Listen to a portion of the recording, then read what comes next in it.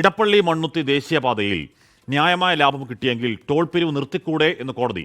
Contract period ഉണ്ടെന്ന് കേന്ദ്ര സർക്കാർ മറുപടി നൽകി. അനന്തമായി നീണ്ടുപോകുന്നത് മറ്റു മാർഗ്ഗങ്ങൾ സ്വീകരിച്ചുകൂടെ എന്ന് കോടതി ചോദിച്ചു.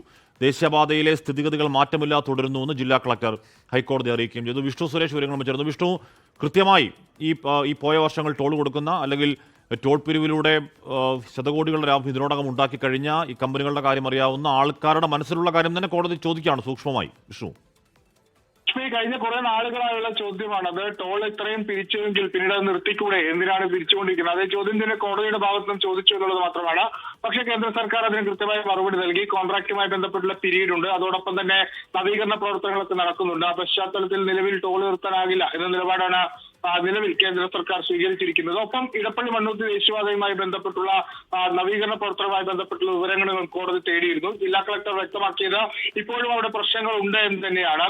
പലയിടങ്ങളിലും മണ്ണിടിച്ചിലുണ്ട്, ഗതാഗതക്കുരുക്കുണ്ട്, അക്കാര്യങ്ങളൊക്കെ പ്രശ്നങ്ങൾ ഉടൻ പരിഹരിക്കേണ്ടതുണ്ട് എന്ന് ജില്ലാ കളക്ടർ പറഞ്ഞു. 2 ആഴ്ചക്കുള്ളിൽ പ്രശ്നങ്ങൾ പരിഹരിച്ച് ഒരു സമഗ്ര റിപ്പോർട്ട് സമർപ്പിക്കാൻ നിലവിൽ NHAയ്ക്ക് നിർദ്ദേശം നൽകിയിട്ടുണ്ട്.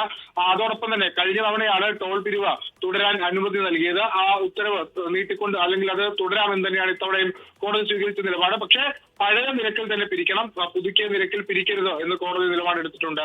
ആഷ്മി. വിഷ്ണു സുരേഷാണ് വാർത്തയുടെ വിവരങ്ങൾ നൽകിയത്.